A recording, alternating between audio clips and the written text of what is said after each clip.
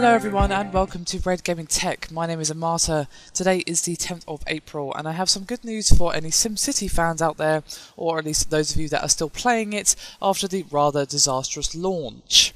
As most of you will probably know by now, they removed the fastest gameplay mode known as cheater speed from the game in an attempt to ease some of the server problems that they were having on launch. As you know by now, it has a rather aggressive form of always online DRM, and a lot of people were suffering from major congestion issues with not even being able to connect to the game at all, or if they were even getting into the game being disconnected and so forth. Well, I am pleased to say that they have actually reintroduced the cheater speed mode back into the game.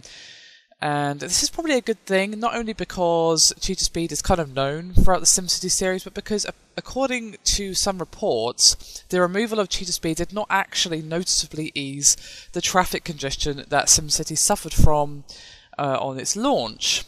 But on Wednesday, Maxis wrote on its Facebook page saying, yes, it's true, we've recently brought back cheater speed, and they have also added that they're working on update 2.0, so stay tuned for more info, and I will of course be bringing you guys the latest on that as soon as it is released. Hopefully they'll be announcing some sort of offline mode. I think that's what most people want from this game now, if they want anything at all from it.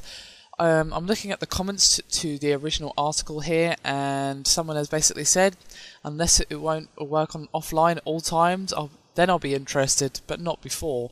And that's probably the attitude that a lot of people are going to have, because although the SimCity is much more stable now than when it was first released, for about a month, well no, sorry, excuse me, not a month, what we're talking about, for about a good few weeks at least, couple of weeks, a lot of people were unable to access the game at all.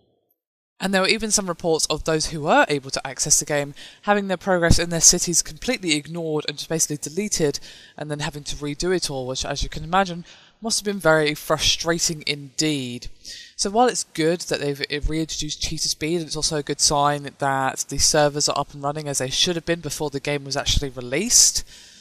I think most of you probably want to know, when are they going to introduce offline mode? And unfortunately, I don't know if they are. I don't know if they're ever going to give in on this. Maybe they're still seeing satisfactory numbers, maybe enough people are still playing it, I don't actually know. But I would think that a lot of people who would have been playing the hell out of this game are just not playing it at all because of the rather aggressive online DRM that this game has and the just disastrous launch.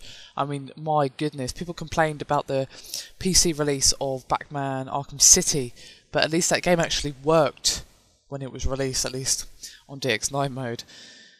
And at least it didn't have stupid online DRM act stopping you. It was PC launch problems. Obviously the console version of that game worked just fine, so people complained about that, but this is probably going to go down as one of the most disastrous launches in recent gaming history.